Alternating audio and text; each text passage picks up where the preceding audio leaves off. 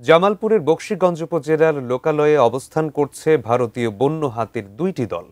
খাদ্যের সন্ধানে গারো পাহাড়ে এসব হাতির চলাচলে ক্ষতিগ্রস্ত হচ্ছেন কৃষকরা।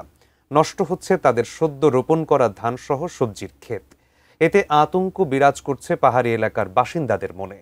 শঙ্কায় নির্ঘুম রাত কাটাচ্ছেন তারা। তাই হাতি ও মানুষের এই দ্বন্দ্ব থামানোর দাবি স্থানীয়দের। জামালপুর থেকে লুৎফর রহমানের তথ্য এবং চিত্রে আরো বিস্তারিত থাকছে ডেস্ক রিপোর্টে। ক্ষুধার তাড়নায় দল বেঁধে ভারত ছেড়ে জামালপুরের বকশীগঞ্জের গাঢ় পাহাড়ে নেমে এসেছে ভারতীয় বন্য হাতির পাল। পেট ভরাতে চিবিয়ে খাচ্ছে কৃষকের স্বপ্নের ফসল। চোখের সামনেই শেষ হয়ে যাচ্ছে কষ্টে বোনা ফসল। গত 2 সপ্তাহ যাবৎ ধনুয়া কামালপুর ইউনিয়নের পাহাড়ি অঞ্চলে অবস্থান করছে প্রায় 30 থেকে 35টি হাতির দুটি দল। দিনের বেলা কিছুটা গা ঢাকা দিয়ে থাকলেও বিকেলের পর এরা নেমে আসে লোকালয়ে। পায়ে মারিয়ে নষ্ট করে সদ্য রোপণ করা ধান। এছাড়াও বেগুনের ক্ষেত আর আলুর ক্ষেত এসব হাতির প্রিয় জায়গা ও প্রিয় খাবার।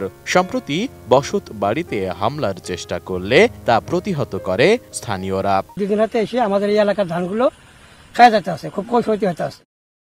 মানুষেরও নিরাপত্তা নাই। আমরা এই যে রাত জেগে এইখানে দাঁড়ায় আছি, হাতিগুলো যাতে খুব সুরাহা হয় আমরা করজোড়া আপনাদের কাছে আবেদন জানাইতেছি। প্রায় 15-16 থেকে 17 দিনের মতো হয়ে গেল। অনেক হাতি, প্রায় 30টির মতো হাতি আসছে, এসে আমাদের এলাকায় অনেক অত্যাচার করতেছে এবং আমাদের ফসলাদি অনেক নষ্ট করেছে এবং সবজির আবাদ নষ্ট করেছে।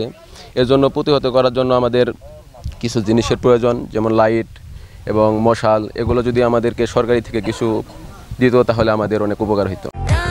প্রাণ ইউএইচটি মিল্ক, শুদ্ধতায় ও মমতায় সবসময় সেরা স্বাদে।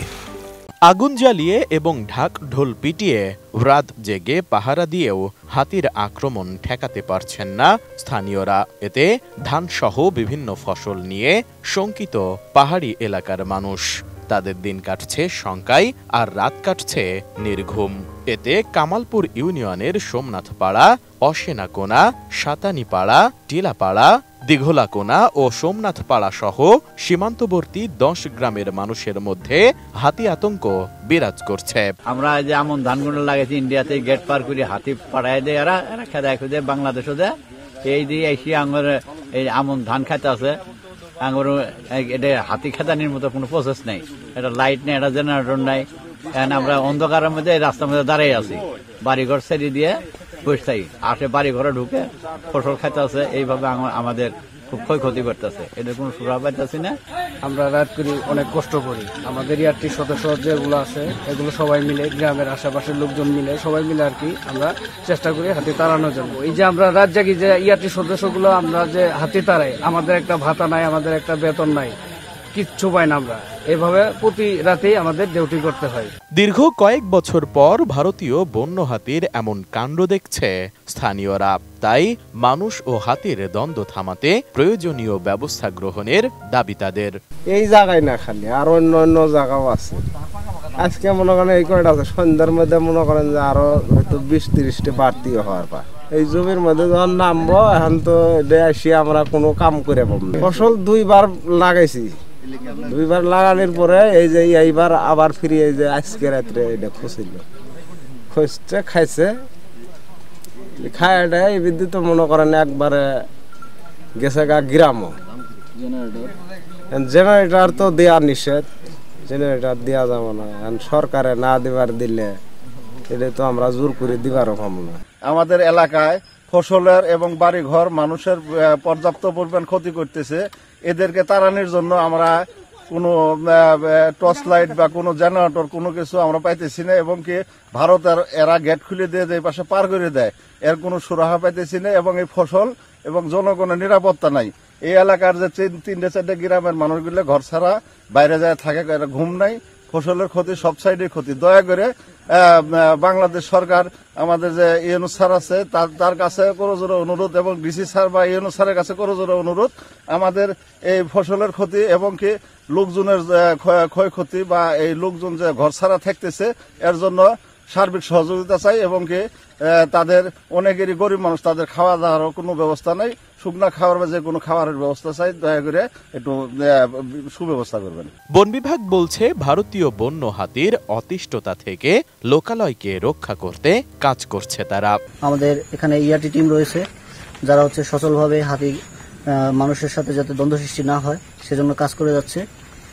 এই লক্ষ্যে তারা হচ্ছে বিভিন্ন লাইট, তারপর হচ্ছে মশাল, তারপরে হচ্ছে তাদের যে হচ্ছে বাঁশি আছে এগুলো দিয়ে হচ্ছে হাতি মানুষের কাছ থেকে বা মানুষের জমি বা হচ্ছে ঘরবাড়ি থেকে দূরবর্তী স্থানে রাখার জন্য বা বনের মধ্যে যাতে এটা অবস্থান করে সেজন্য তারা কাজ করে যাচ্ছে দিনরাত 24 ঘন্টায়। এবং আমাদের বন বিভাগ থেকে আমাদের বিট কর্মকর্তা এবং হচ্ছে তাদের যে স্টাফগণ আছে তারা হচ্ছে হাতির সাথে এবং হচ্ছে ইয়ারটি টিমের সাথে সচলভাবে হচ্ছে কাজ করতেছে যাতে মানুষের ক্ষয়ক্ষতি এড়ানো যায় এবং হাতিরও যাতে ক্ষতি না হয়। এছাড়া ক্ষতিগ্রস্তদের সহায়তার পাশাপাশি বিষয়টি স্থায়ী সমাধানে প্রয়োজন সমঝোতার বলে জানিয়েছে উপজেলা প্রশাসন। হাতি এবং মানুষের দ্বন্দ্ব এটি অনেক পুরাতন একটি দ্বন্দ্ব বক্সিগঞ্জ উপজেলায়।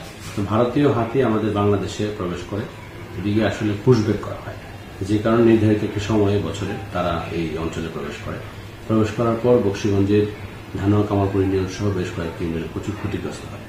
আমরা স্থানীয় প্রশাসনের পক্ষ থেকে আমাদের ইউনিয়ন পরিষদ চেয়ারম্যান সাহেবকে নির্দেশনা দিয়েছি যে যারা ক্ষতিগ্রস্ত হচ্ছে একটি তালিকা তৈরি করার জন্য। তালিকা তৈরি করার পর তাদেরকে আমরা ক্ষতিপূরণ প্রদান করব স্থানীয় প্রশাসনের পক্ষ থেকে। এটি হচ্ছে আমাদের একটি সাময়িক সমাধান।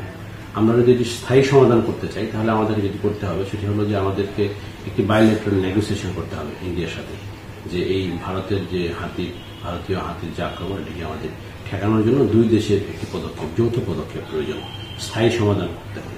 এছাড়া একটি স্থায়ী সমাধান বের করা অনেক কঠিন হয়ে যাবে। হাতির এই দলগুলোকে তাদের আবাসস্থলে ফেরাতে না পারলে প্রাণহানি ও ব্যাপক ক্ষয়ক্ষতির আশঙ্কা করছেন স্থানীয়রা। Desk report, ATN news.